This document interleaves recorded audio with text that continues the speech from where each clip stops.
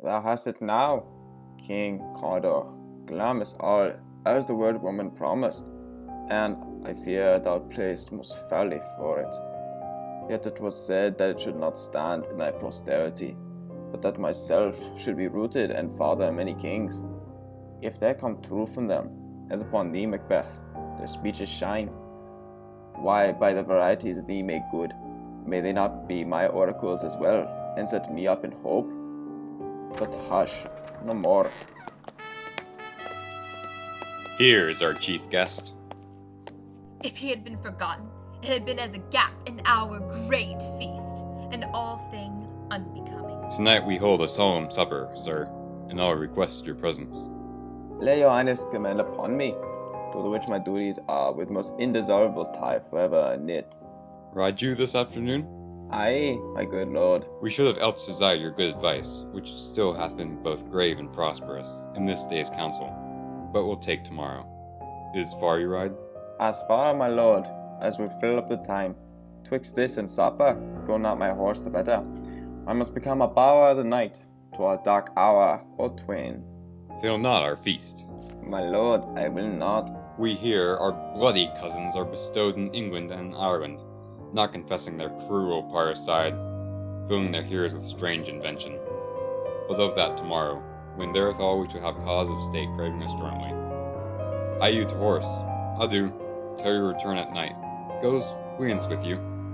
Aye, my good lord, our time does call upon us. I wish your horses swift and sure of foot, and so I do commend you to their backs. Farewell. Let every man be master of his time till 7 at night. To make society the sweeter welcome, we will keep ourselves till supper time alone. Till then, God be with you. Sarah, a word with you. Attend those men our pleasure. They are, my lord, without the palace gate. Bring them before us. To be thus is nothing, but to be safely thus. Our fears in Banquo stick deep, and in his royalty of nature reigns that which would be feared. 'Tis much he dares, and that dauntless temper of his mind. He hath a wisdom that doth guide his vow to act in safety. There is none but he whose being I do fear, and, under him, my genius is rebuked. As it was said, Mark Antony's was by Caesar. He chid the sisters when they first put the name of king upon me, and bade them speak to him. Then prophet-like they hailed him father to a line of kings. Upon my head they place a fruitless crown, and put a barren scepter in my gripe, thence to be wrenched with an unlineal hand, no son of mine succeeding. If it be so, for Banquo's issue have I filed my mind. For them the gracious Duncan have I murdered, put rancors in the vessel of my peace only for them, and mine eternal jewel given to the common enemy of man, to make them kings, the seed of Banquo kings. Rather than so, come fate into the list, and champion me to their utterance. Who's there? Now go to the door, and stay there till we call. Was it not yesterday we spoke together? It was, so please your highness. Well then, now have you considered of my speeches? Know that it was he in times past which held you so under fortune, which you thought had been our innocent self. This I made good to you in our last conference. Past in provision with you, how you were born in hand, how crossed, the instruments, who wrought with them, and all things else that might to half a soul and to a notion cray say, thus did Banquo. You made it known to us. I did so, and went further, which is now our point of second meeting. Do you find your patience so predominant in your nature that you can let this go? Are you so gospeled to pray for this good man and for his issue, whose heavy hand hath bowed you to the grave and beggared yours forever? We are men, my liege. Aye, in the catalogue ye go for men, as hounds and greyhounds, mongrels, spaniels, curs, shows, water rugs, and demi-wolves are clept all by the name of dogs.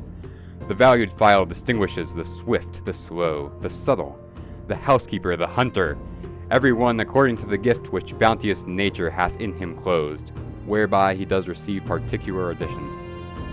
From the bill that writes them all alike, and so of men.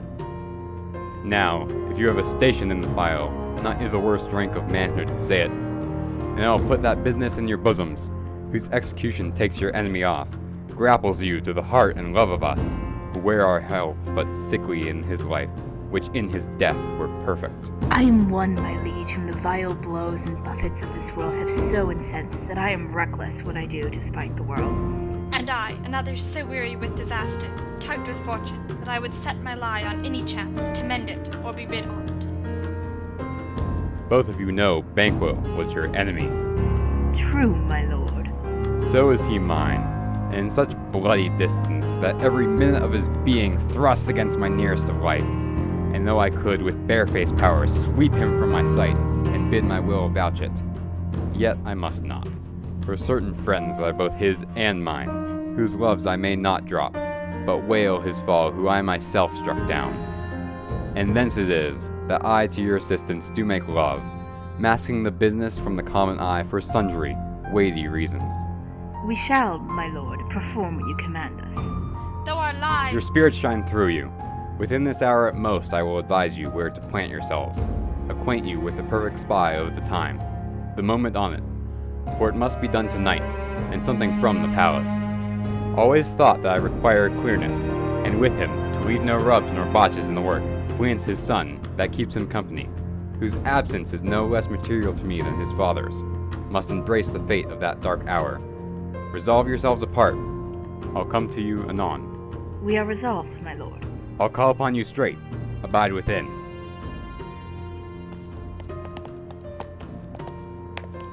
It is concluded. Banquo, thy soul's flight, if it find heaven, must find it out tonight.